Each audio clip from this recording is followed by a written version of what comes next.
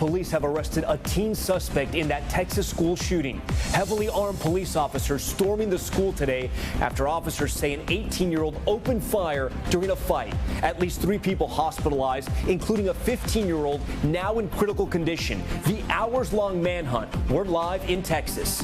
COVID's final surge, Delta variant cases and hospitalizations decreasing nationwide. And more Americans are getting vaccinated as new mandates take effect. So could this be the last major peak of the pandemic? Facing the inferno, the new video of a fireball explosion, a firefighter capturing the blast as crews raced into a burning building. Plus, Top Story's interview with the hiker who called 911 saying he met Brian Laundrie on a trail this weekend. What he told Ardasha Burns about the alleged encounter, and now he's talking to the FBI as Gabby Petito's parents speak out about where they think Laundrie is hiding. Cereal wars, workers at all of Kellogg's U.S. cereal plants walking out after a year of failed negotiations. The company reportedly threatening to send jobs to Mexico. What it could mean for your favorite breakfast food. And a look tonight at a growing trend. Instead of after-work drinks, what about smoking weed with your coworkers? The relaxed laws sparking a new type of team building. Top Story starts right now.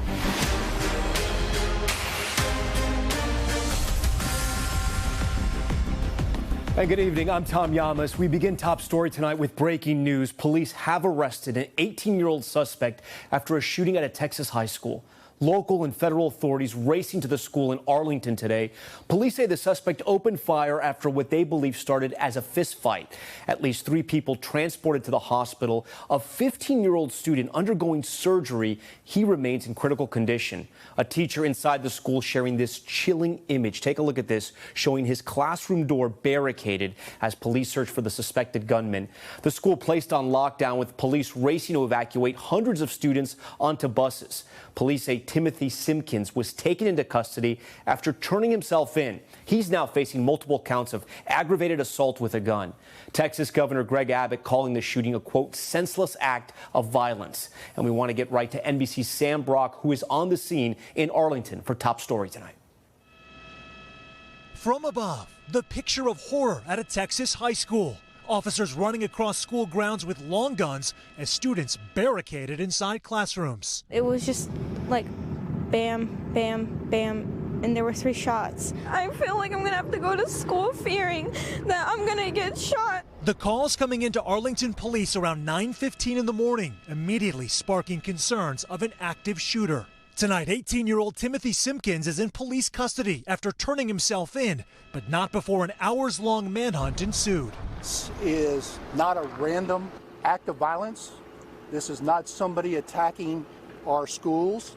Arlington PD says Simpkins shot several people after an in-class altercation. In total, 4 people injured, including a 15-year-old boy fighting for his life after surgery and a 25-year-old man in good condition. Heart-stopping moments for parents watching the situation unfold at the school of 1,700 students. And you're just like, Mama, where are you? Just make sure you're here. Not knowing if your kid is safe or one that's been shot is the worst feeling. Once the school was cleared and the lockdown lifted, students were bused to a nearby reunification center. Authorities warning parents to check their kids' social media accounts after finding some students posted inaccurate information and false threats. If they're putting out threats on their schools, they're going to be arrested and they're going to be prosecuted. Questions tonight also mounting about how Simpkins brought a firearm to school in the first place. Our agents won't sleep, working with our partners here to figure out how he got this weapon in his hand to come in the school and cause this tragedy today. All right, Sam Brock joins us now live from Arlington, Texas, just in front of that school where the shooting happened. Sam, I want to go back to something you reported. The alleged gunman, that 18-year-old, turned himself in. What more do we know about that? Simpkins, Tom, turned himself in without incident, but only after obtaining a lawyer first. And as we mentioned, hours of a manhunt going on first. We know that Simpkins was a student at this high school, as was the 15-year-old you mentioned, who is currently in the ICU. So all of this is going on. They found a .45 caliber handgun in nearby Grand Prairie. Authorities believe that did belong to Simpkins. They're running the test right now. But Tom, the students of the school had not been in here for in-person learning for more than a year because of COVID. Imagine the hurdles they had to get over emotionally just to get back in school. And now they are burdened with this. Tom, back to you. A horrible way to start the school year. All right, thanks so much for that. Sam Brock leading us off on that breaking news. Next to that disastrous oil spill in Southern California. Tonight, questions are growing over when exactly the company discovered the leak and why it took several hours for them to shut it down. Here's NBC News correspondent Miguel Almaguer. Tonight, the massive spill and the missteps. As authorities pinpoint a cause for this still unfolding disaster, we now have a clear timeline of what went wrong. According to federal documents obtained by NBC News, Beta Offshore received a low-pressure alarm on its massive underwater pipeline at 2:30 a.m. Saturday. But investigators say it took more than 3 hours for the company to shut the leak down. It was more than 6 hours after the initial alarm before Beta Offshore reported the incident to the National Response Center. Federal officials were in the dark for hours as oil spewed from the cracked pipeline 5 miles off the coast at a depth of 98 feet. Government documents also show the first reports of a possible spill came in Friday night, roughly 12 hours before the pipeline was shut down. We're not aware of any spill until 8:09 a.m. on Saturday morning. I promised you, if we were aware of something on Friday night, I promised you we would have immediately stopped all operations. With a 13-mile oil sheen spotted by the Coast Guard, authorities quickly found oil-slicked marine life and dead fish. Operating in federal waters off Southern California's coast, the rig at the center of the spill has an oil pipeline that runs about 15 miles back to shore. That pipeline and this rig are more than 40 years old. Closing in on a cause for the rupture, federal officials are investigating if a cargo ship's massive anchor like this one may have accidentally dragged and split the pipeline open. What we do know is the damage to the environment and its wildlife could be catastrophic, a disaster that perhaps could have and should have been stopped hours earlier. All right, Miguel Almaguer joins us live from Huntington Beach, California again tonight. And Miguel, as you see those images like we just saw in your report, the investigation is moving forward. Could we see criminal charges brought on any of those involved? Yeah, that's certainly a possibility, Tom. Investigators say criminal charges could be filed if they determine someone was negligent in this oil spill. But of course, determining that could take weeks, even months, we're told. Tom, back to you. All right, Miguel, thank you for that. Now to Washington and the possible end in sight to the debt ceiling crisis. Republicans seeming to offer Democrats an olive branch to avoid economic disaster. NBC News Chief White House correspondent Peter Alexander has the latest. Tonight, what could be a new short-term solution to the looming fiscal disaster. Top Republican Mitch McConnell offering Democrats a deal to allow the government to extend its ability to borrow money to pay its bills for another 2 months. We view that as a victory. We view it as a temporary victory, though, with more work to do. Democrats have been blasting Republicans for refusing to join them to raise the debt limit that covers past spending by both parties, an effort Democrats say has always been bipartisan. President Biden earlier today accusing Republicans of playing a dangerous game. Doesn't have to be this way. My Republican friends need to stop playing Russian roulette with the U.S. economy. But Republicans argue Democrats have rushed to pass trillions of dollars in new spending without GOP support. So Democrats, they say, should raise the debt ceiling on their own, and that their offer gives them more time to do it. I'm not going to support this craziness that my President Biden and his new woke left friends are trying to ram down the American people's throat. The debt ceiling is effectively the country's credit card limit, now set at just above $28 trillion. If it is not raised before October 18th, according to the Treasury Department, the U.S. will run out of cash and for the first time ever, default on its bills. We would likely experience a recession. Millions of jobs would be lost, and the pain would endure well past the resolution of the crisis. The impact affecting most Americans, from plunging stock markets to rising credit card and mortgage rates. Nearly 50 million seniors could stop receiving Social Security checks. Members of the military could go unpaid. And child tax credits for millions of families could be delayed. All right, Peter joins us now. Peter, as you said at the top of your report there, this is a temporary fix. So isn't it likely to set up another showdown later in the year? Yeah, Tom, you're exactly right. Republicans and Democrats, they're still at odds over how to resolve this issue for a longer period of time. So it does take a little pressure off of them right now, but it means Congress will face the threat of default again in December, just before Christmas. Tom? Peter Alexander at the White House tonight for us. Peter, thank you. We want to turn now to new and promising developments in the fight against COVID. The summer surge in COVID-19 cases from the Delta variant is falling across most of the U.S. And now a bold statement from former FDA Commissioner Scott Gottlieb, who is predicting that Delta is likely to be the last big COVID wave in the U.S. So tonight, we want to take you inside the numbers to see where we are now and where we're heading. NBC News medical contributor Dr. Natalie Azar joins us now on set. Dr. Azar, great to have you on Top Story. I want to show a graphic to our viewers, and I want you to walk us through this. This is the 7-day moving average for cases, and it's fallen 48% from where it was on September 1st. But as we've discussed, we're about to head into these colder months. So I want you to talk to our viewers about that graph, the good news there. And then do you agree with Scott Gottlieb that this may be the last big COVID surge we've seen in the U.S.? Yeah, look, I mean, the numbers speak for themselves. Cases are down, hospitalizations are down, deaths are down, not quite by as dramatic a percentage, but we know that that always lags. So that's a good thing. I think a lot of experts are a little bit worried, however, that as we head into the colder months, when people are going to be moving indoors, and, you know, we were burned a little bit already, right? We got very excited in the beginning of summer before Delta happened. So there's a lot that you want to be able to predict, but you really can't. I respect Dr. Gottlieb immensely. I think he's got spot on, views and predictions and everything. I've heard a lot of other experts say they think we've got one more this winter. And that is, again, because I think that people might get a little overconfident, perhaps. They're inside. They're getting a little bit less vigilant about mask wearing. And then there is still a sizable percentage of the country that hasn't been vaccinated, 68 million people, in fact. And that is the biggest concern, because that is sort of a breeding ground, again, for a new variant to emerge. And that's really connected to all this that we're talking about right now. Health and Human Services is actually out with a public service announcement. I want to show it to our viewers right now. Been in the hospital for 76 days now. And by the grace of God, I'm still here. It was a lot of dark times then. I died 3 times. They gave me a 5% chance of living. We take advantage of like simple things in life, like going to the bathroom and brushing your teeth. I have trouble doing all that now, the after effects of COVID. So I highly recommend everybody to get the vaccines and really protect themselves, because this is no joke. So that's reality TV right there. I think one of the problems for public health experts is that we've had the vaccine out for so long. How do you convince these people who are not getting the vaccine? Do you think anything else can be done?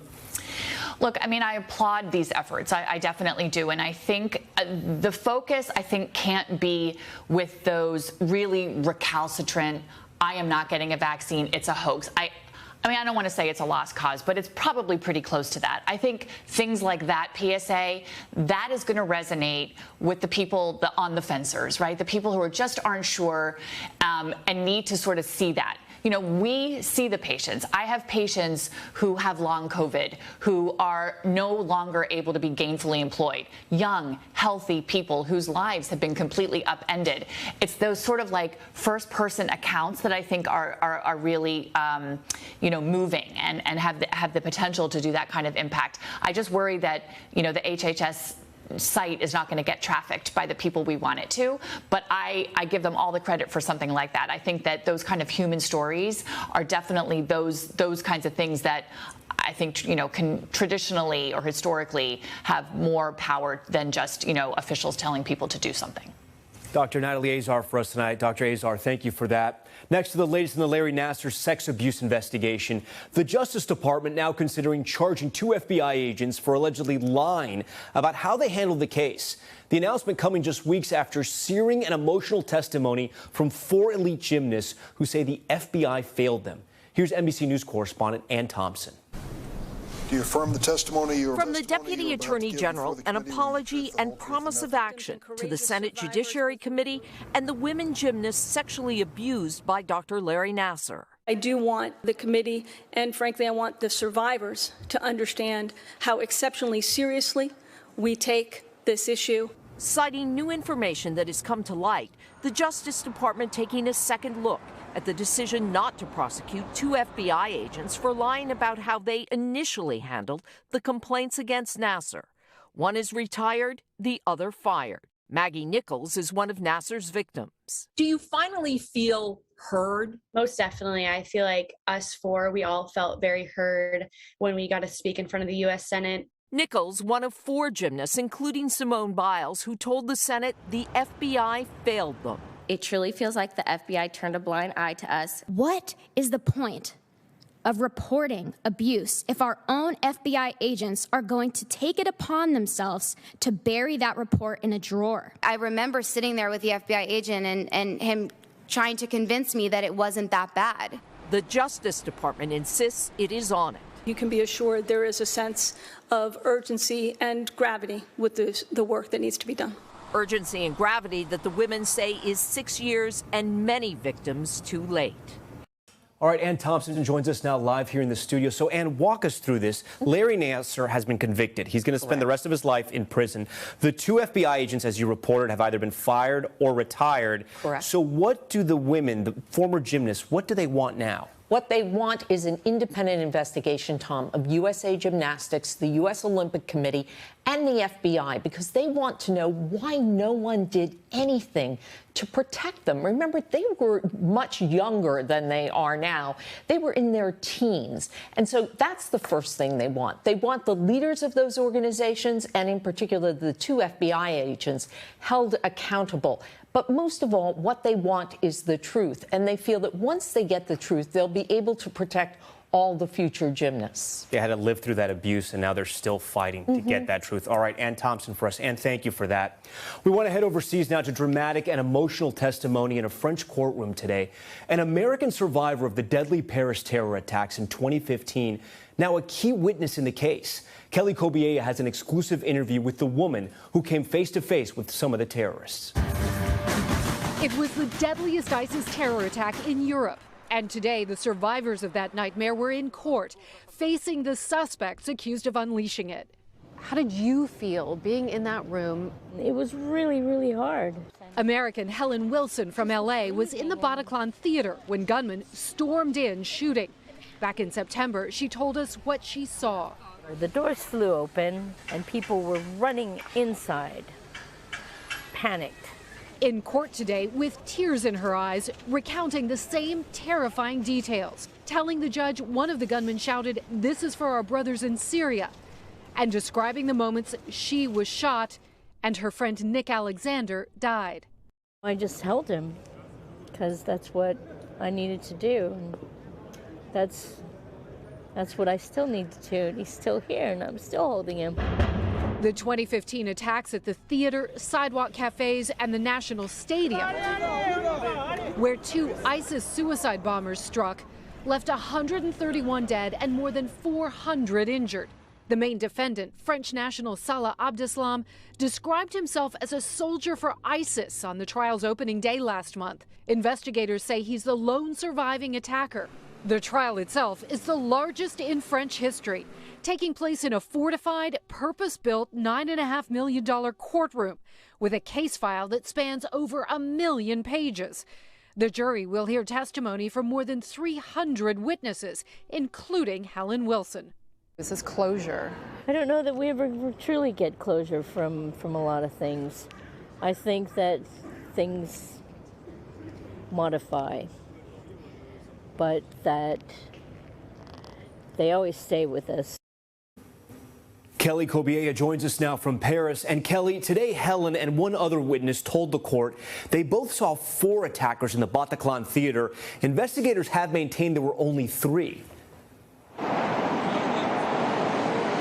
Yeah, that's right. And when I spoke to Helen after her testimony, she really insisted on this. She said that she counted the people who she saw standing up. She had a clear view of what was happening inside the theater, and she saw 4 people standing. And she assumes that all 4 were attackers. And this is something that the judge has really picked up on inside that courtroom. He is now asking other witnesses specifically, how many people did you see? So something that we could see evolve as this trial moves on, Tom. Kelly, we saw in your story there the lengths French authorities are going to try this case. Helen is just one of 300 witnesses. This trial is expected to last 8 months, and we may even hear from one of the alleged ISIS attackers. Yeah, that's right. Abdeslam, Salah Abdeslam, the French national who is really the main defendant here, the man who police say is the lone surviving attacker for that night, is expected to take the stand sometime next spring. Now, we don't know if he's going to shed any more light on what happened that night. He has not spoken to investigators at all. He has not said a word since his arrest nearly 6 years ago, not to defend himself, not to profess his innocence. So it'll be interesting to see whether or not he actually does say anything when he takes the stand. And as you alluded to, this is a very long trial. We expect a verdict at the earliest sometime in late May of next year, Tom. All right, Kelly Kobiela with that exclusive interview tonight. Kelly, thank you. Back here in the States, there is a growing battle that could affect your mornings. Kellogg's at odds with its own workers. Employees now worried their jobs could be headed to Mexico. NBC's Priscilla Thompson has more on what's behind the walkout. Production of Frosted Flakes, Fruit Loops, and Corn Flakes hangs in the balance tonight after workers at all of the Kellogg Company's U.S. cereal plants walked off the job this week. Daniel Osborne is president of the local union in Omaha. I'm blown away. I really didn't see it coming. He, along with roughly 1,400 workers across 4 plants in Nebraska, Michigan, Pennsylvania, and Tennessee, are now on strike amid a more than year-long negotiation. The biggest sticking point right now is their 2-tier wage system. As a lower tier employee, they get about $11 or $12 an hour less. They have higher insurance premiums, less vacation. What we want to see is equalization of pay for everybody there. The union and cereal company are deadlocked over issues concerning pay and benefits, specifically health care and retirement, among others. Workers also concerned about the possibility of their jobs moving overseas, reaching what they say is a breaking point. They stated that they're prepared to move our North American plants down to Mexico and South America. We cannot have our food being made where there's no FDA or OSHA oversight, right? I'm not feeding that to my children. Kellogg denies these allegations, a spokesperson telling NBC News in a statement, quote, "The company has not proposed moving any RTEC volume or jobs outside of the U.S. as part of these negotiations." The spokesperson also writing, "We are disappointed by the union's decision to strike," and maintaining that most workers involved in the dispute made an average of $120,000 last year, and that Kellogg's current offer includes pay and benefits increases for employees. How long before this ends? I could say it's going to last 2 weeks. I could say it's going to last 2 years. The bottom line is we don't know. We're going to stand fast as long as it takes. For now, Kellogg says they're implementing contingency plans to keep their cereals on shelves for customers as the standoff with workers continues. All right, so let's talk about that right now. Priscilla joins us now on set. Priscilla, 2 questions. 1, how are they going to get workers when it's already hard to find workers all across America? And 2, are people not going to have their cereal at their grocery stores? Yeah, that's the big question. And Kellogg says that they are going to be relying more heavily on their salaried workers and also working with third-party resources to bring in additional workers who will likely be non-union workers for the time being. But those efforts should prevent any sort of supply chain issues, so folks should still be able to get the cereal on their tables in the morning. Okay, we hope so. All right, Priscilla, thank you so much for that story. Still ahead tonight, facing the inferno, the moment firefighters were met with an explosion. The new video captured by one of those first responders. Plus, party in the pandemic.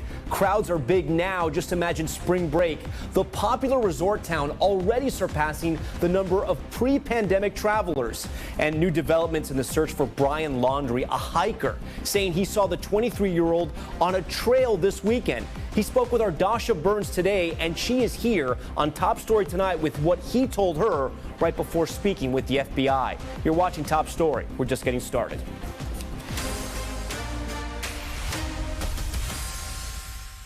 Welcome back to Top Story. You may have heard about the hiker claiming that he spotted Gabby Petito's missing fiance, Brian Laundrie, on a hiking trail in North Carolina. Tonight, that hiker is talking to the FBI and to Top Story. What he says he saw, plus the Petito family saying they hope Brian is found alive so he can spend the rest of his life in a jail cell. Here's our Dasha Burns. New tonight, more possible clues in the hunt for Brian Laundrie. Just the way he was acting, the things that he was saying, made me think that he was not stable. Hiker Dennis Davis meeting with the FBI today after contacting law enforcement over the weekend, saying he had an encounter with a man he believed to be Brian Laundrie. I'm 99.99% sure that was him. What made you so sure it was Brian? I pulled open another picture of him, and it was a profile view. And of course, that's the angle that I had for the majority of the time that I was talking with Brian. And when I opened up that picture of him, my body, I had a physical reaction to it. My heart jumped out of my rib cage. It felt like my blood started pumping. There was just no doubt in my mind. Again, the way my whole body reacted to that encounter. Davis says he was on a hiking trip on the Appalachian Trail in North Carolina near the border of Tennessee. He was driving around 12:30 a.m. on Saturday morning when a man waved him over for help. He went on to tell me that him and his girlfriend had a fight, that she called him and told him that she loved him.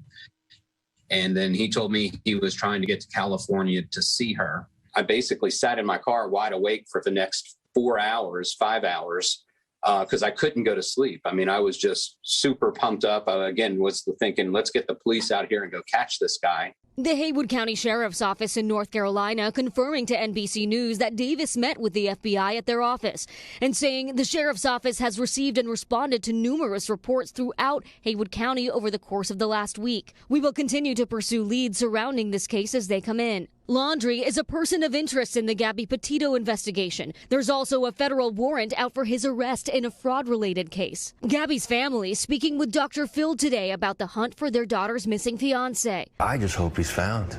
I really do. He'll be found. No, I mean alive. I want to look him in the eyes. The more he runs, the more he hides, the less he could try to say it was a mistake or he had nothing to do with it. I want to see him in a jail cell for the rest of his life, where he's an outdoorsman, being in that concrete cell and he can't go see those trees and hug those, and smell the fresh air like that. As an outdoorsman, that would be in a cement box. NBC News reached out to the Laundrie family attorney for a response to the interview. He said the Laundries had no comment. Her parents looking to keep their daughter's memory alive. She was just an amazing soul, and she's beautiful inside and out, and she touched so many people. Anybody that met her, just her smile was infectious. We're gonna work hard to keep her spirit alive.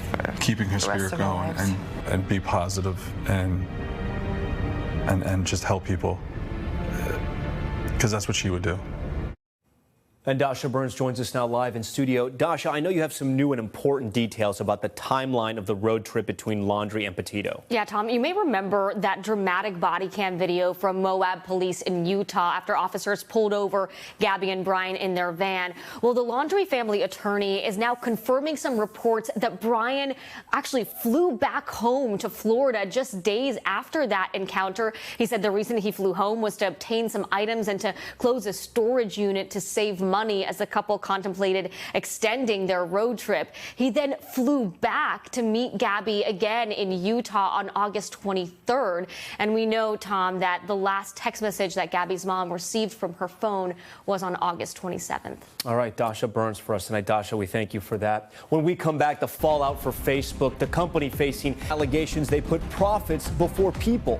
And one of the first to make those claims, you may remember him from the hit documentary The Social Dilemma, joins Top Story tonight. And the massive data breach hitting video game streaming service Twitch, why hundreds of thousands of users may be at risk.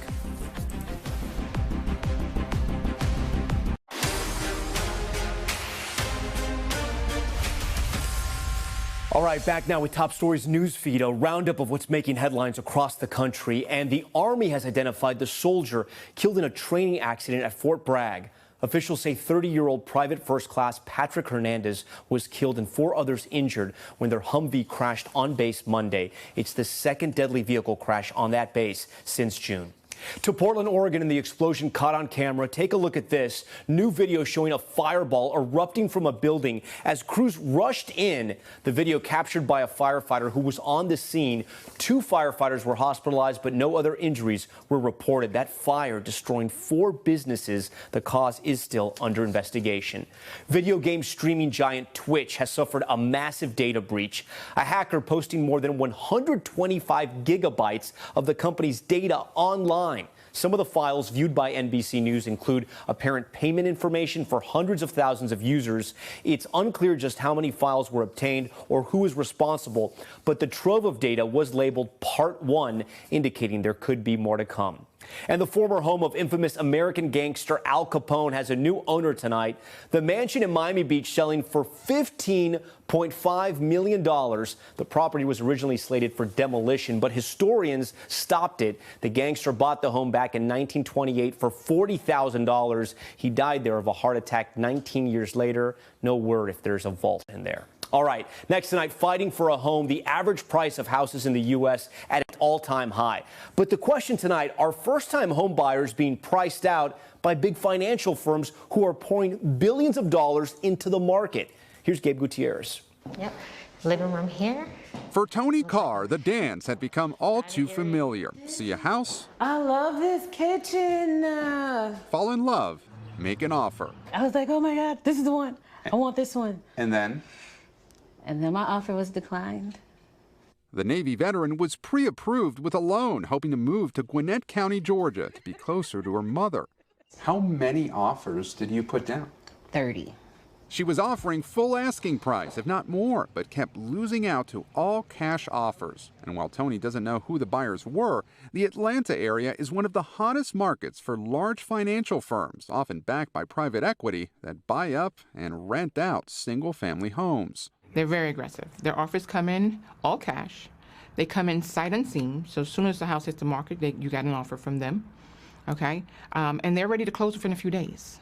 Atlanta real estate agent Erlene Holder says more than half her office's listings are going to investment companies. The companies typically use computer algorithms to identify desirable property so they can bid quickly. One of them is Invitation Homes, which owns more than 12,000 single-family houses in the Atlanta area, and nationwide, more than 81,000. The company points to the country's current rental housing shortage and says it provides choice and flexibility to the growing segment of Americans across all generations who are opting to rent instead of own. 3 other large firms own more than 100,000 homes combined. One of them just announced a $5 billion fund to buy more. The pandemic has really accelerated this business. Ryan December has been following this housing trend for years. He says for buyers, there are few legal options when they're competing with investors with deep pockets. People start to think, well, what if I want to sell to one of them? What if they pay? What if an investor pays the highest price for my house when it's time to sell? And people don't, when they get to thinking about it, they don't want to restrict their market. So there's about 25 to 35% of the houses in this neighborhood are owned by Wall Street landlords. It's why in places like this suburb outside Nashville, investors can build up huge inventory, says Tennessee State University professor Ken Shilton. This is private equity coming in and mining equity out of communities and sending it back to people who are already wealthy. Is this the American dream? No. After 30 offers, Tony Carr finally closed on a house by going farther away from where she'd hoped to be. Everybody can't just walk in the door with $250,000 cash to buy a house. So my dream house, I can't have because I don't have $250,000 cash. She may not, but big investment firms have billions. Gabe Gutierrez, NBC News, Gwinnett County, Georgia. All right, we want to spend a little more time and get a real estate reality check right now. Let's bring in CNBC's real estate correspondent, Diana Olick. Diana, thanks so much for joining us here on Top Story. You know, I hear Tony's car story. She's the one we just heard from in Gabe's report. And I believe in a free market, but it does kind of get me upset. How widespread is this kind of thing? Well, thank you for having me. Well, look, it's widespread in the sense that there are investors who are moving into markets that were the hardest hit by the housing crash over a decade ago. So yes, Atlanta, Las Vegas, Phoenix, Nashville, a lot of areas in the South are investor heavy, and that's where those institutional investors are. But you have to remember, the housing market is extremely competitive right now just due to very strong demand from COVID and very low supply because the builders have been underbuilding now for many years. And so there's competition regardless of whether institutional investors are in there. And if you want to play the numbers a little bit, there are 11 million rental homes in the United States. So when you say investors, these big guys with the billions of dollars own 100,000, 150,000, even 200,000, that's a very small slice of the investor-owned properties. Again, 11 million of them. Right. Diana, what, if anything, can prospective buyers do? Because, you know, people who are looking to buy a home, they'll spend all day on Zillow. They'll be scouring neighborhoods, driving around on Sundays. Any other advice for them? Yeah, absolutely. Be prepared. Don't say, I have to find the perfect home or I have to think about it. If you see that house, jump on it immediately. Be prepared, as she was, with a pre-approved mortgage. If you can get cash, it's going to make you a lot more competitive. Maybe you can borrow it from family and then take out a mortgage after you've purchased the home. But if you could get as much cash as possible up front, then that's going to make you a whole lot more competitive. Diana Olick, we thank you for your advice, and we love having you on Top Story. So thank you for coming on tonight. All right, turning now to Money Talks, what consumers and investors need to know from the business world and beyond. And we have a major headline involving 401ks and a new tool you may want to explore. Investment giant BlackRock now adding annuities to 401ks. This was first reported by the Wall Street Journal. If you have no idea what an annuity is and not even really sure about your 401k, no worries. Stephanie Ruhle is in the house tonight on Top Story. Steph, I'll be honest with you. I saw this headline and it piqued my interest. An annuity part of a 401k. Explain to our viewers what the difference is and why this could possibly be good for some people. Okay, well, I'll be honest with you. I am surprised and thrilled that this piqued your interest. I did not know you were a fellow nerd, Tom Llamas. Welcome aboard. I'm thrilled to be talking about this. So everybody knows about their 401ks, right? These are their retirement funds. We put money in, it gets invested in stocks and in bonds over time, and then there's a target date right around our retirement, and then you get that money in a lump sum payment, and you spend that money throughout your retirement. Now, what an annuity is a different type of retirement fund, basically, where you pay upfront, and then when you retire, from your retirement until your death, you get steady, regular payments monthly. So it's a different type of retirement tool. And now we're seeing some of the biggest investors. BlackRock is the one who announced it today. Remember, they manage trillions of dollars. They're now offering this option as one of your retirement plans. So, Stephanie, you know, if you have a 401k, you're sort of at the mercy of the market sometimes. With these annuities, people might be thinking, hey, payments for life, but there's also a gamble there, right? There is. So let's just talk about who it works for. You know, we're living longer and longer lives. So if you're someone who's living a very healthy lifestyle and you're thinking, I might run out of money, because in a 401k, you're right, it is invested in the market. You're not sure what you'll be getting at retirement, and you might not be good at managing that money. You might overspend, and then you outlive that 401k. So suddenly you're in your 80s or 90s contemplating, do you need to start working? Whereas an annuity, it's a fixed number. You know exactly what you're going to get, and you'll get it until you die. So that's a very big positive. Now, what are the risks? You are going to pay fees on annuities. That's a problem. But the other risk is you have to have a lot of money up front, because you're paying a fixed amount today, and then you're going to get that money over time. So you've got to have that cash right now and that thought that it's going to be invested in the market, and it could grow like a 401k. It's not going to grow. You're paying to a company, to an insurance company, a fixed number, and then they're going to give you a fixed number over time. It's a lot more secure. All right, Stephanie Ruhle, thank you so much for breaking that down for us. We do appreciate it, and we love also having you on Top Story. All right, now to Top Story's Global Watch, a look at what's making headlines around the world, and we begin with historic news. The World Health Organization has approved the first ever malaria vaccine, recommending it for children across Africa. The decision based on results from ongoing research in Ghana, Kenya, and Malawi. The mosquito-borne disease kills about 500,000 people each year, including more than 260,000 children. In Poland, the investigation tonight after anti-Semitic graffiti was found at the Auschwitz Memorial Memorial Museum. The museum says 9 barracks at the former Nazi death camp were marked with anti-Semitic phrases and Holocaust-denying slogans. On Tuesday, so far, no arrests have been made, but police say they are reviewing security tapes and analyzing the vandalism. And tourism is back for one of Mexico's most popular destinations. The Cancun airport says it has surpassed pre-pandemic levels of passengers. Nearly 1.7 million people passed through the airport in September, a 4% jump from 2019 and double the number from 2020. That region of Mexico depends on tourism for 87% of its economy. All right, coming up, a different kind of team bonding. Relaxed cannabis laws now leading some companies to host marijuana-related activities for employees. Yes, you heard that right.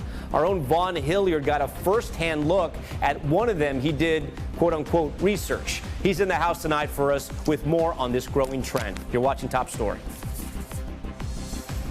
Welcome back to Top Story. The NBA announced today that it will not test its players for marijuana use this upcoming season. Just one example of America's evolving relationship with cannabis. And as the country's support for legalization rises, some employers are now looking at the once taboo subject of weed and work a little differently. NBC's Vaughn Hilliard has more.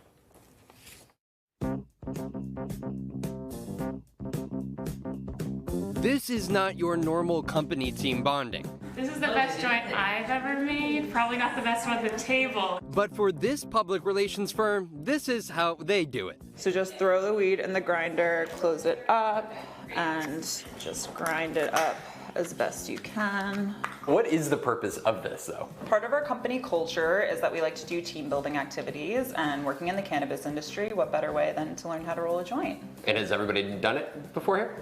Most people. We have a couple newbies today. Who's the newbies? I have not done before.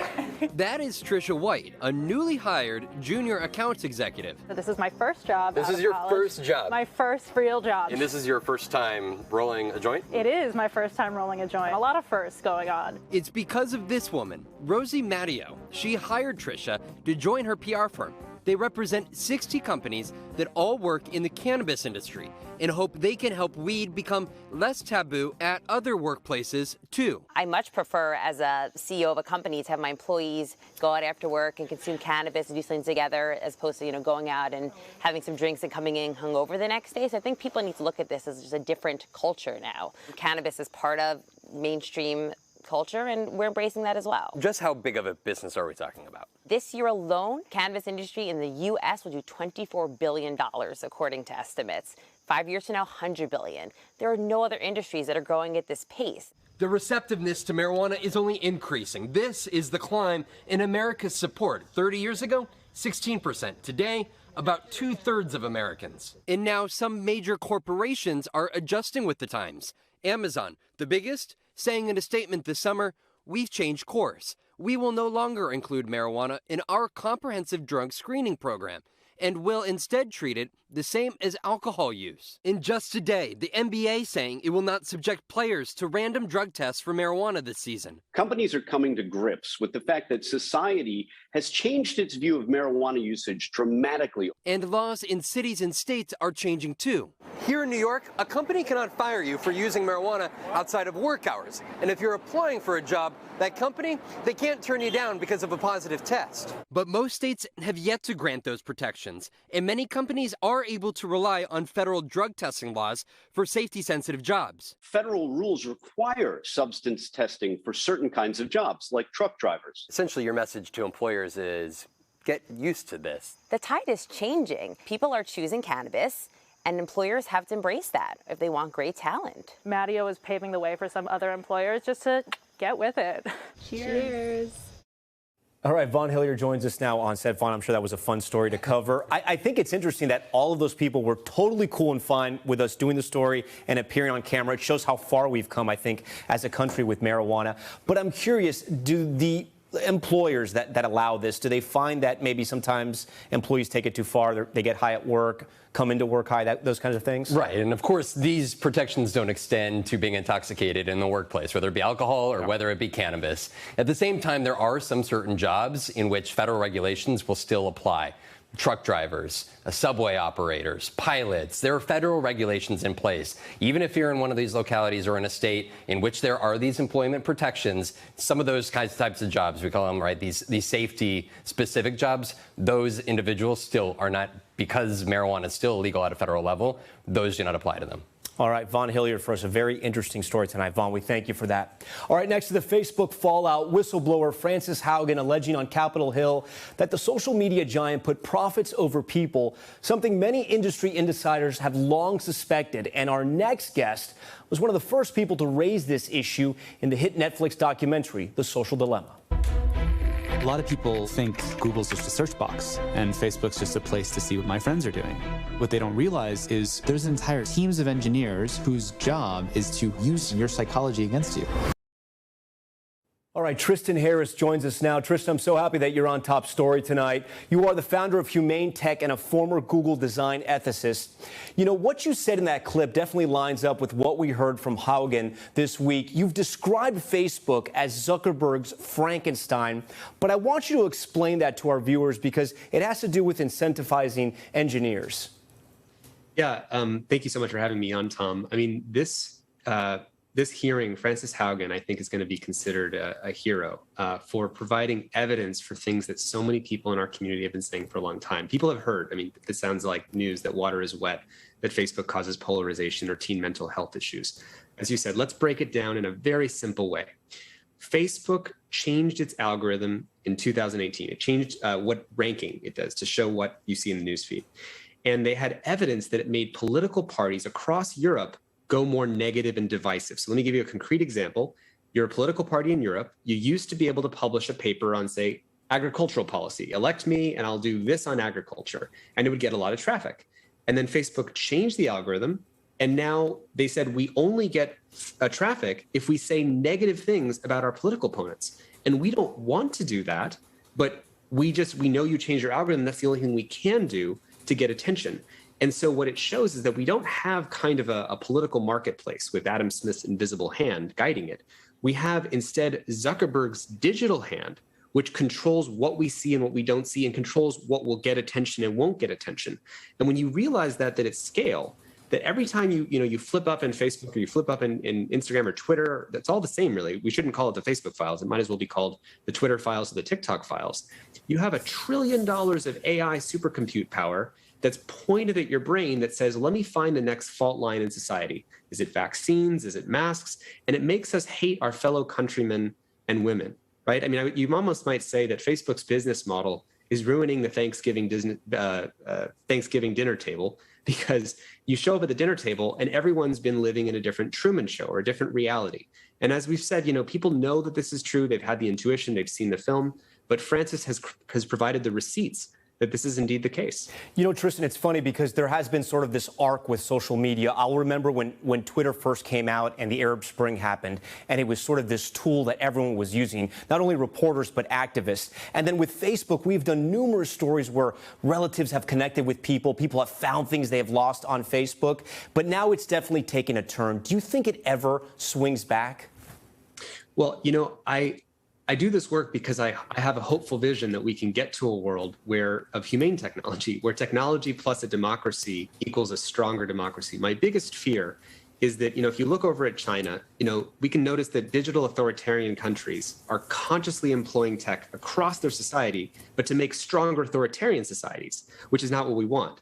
And by contrast, digital open societies, democracies like ours, we're not consciously employing technology to make stronger, more effective, better civic participation democracies. We don't just want to get to a world where we have less toxic social media. Right now, we have a world where social media profits by making democracy not work. Because when its business model is showing each person a thing that will make them more angry and more divisive and make political parties more extreme, it means that more extreme political leaders get elected whose business model as politicians is not agreeing with each other, which means that democracy doesn't deliver results. So it really is an existential proposition for democracy. Tristan Harris for us tonight on Top Story. Sorry to cut you off there, Tristan. We just have a hard break coming up, but we will see if things eventually change and if Congress does act. Tristan Harris for us tonight. When we come back, making her story, we introduce you to an incredible group of female veterans, some of them now over 100 years old and taking off today on another trailblazing mission. You're watching Top Story.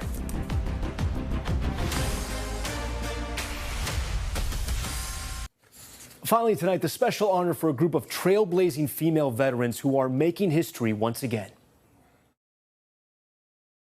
Today, we might have gotten a glimpse at why the word hero begins with H-E-R.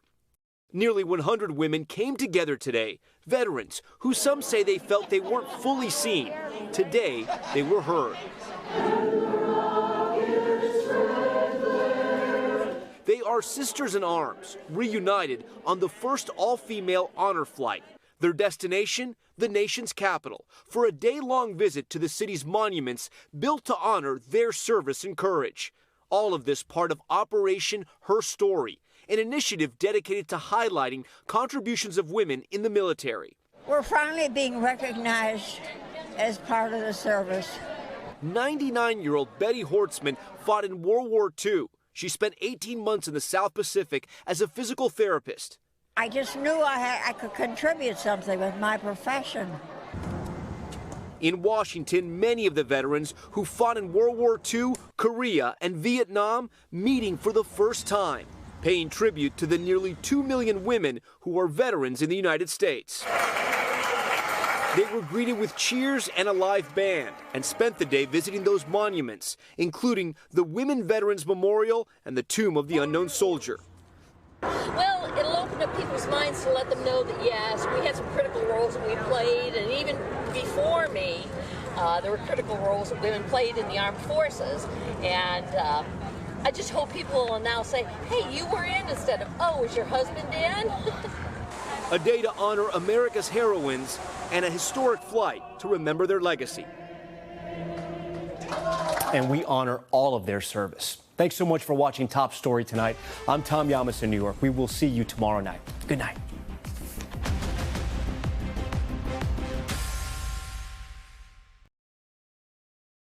Thanks for watching our YouTube channel. Follow today's top stories and breaking news by downloading the NBC News app.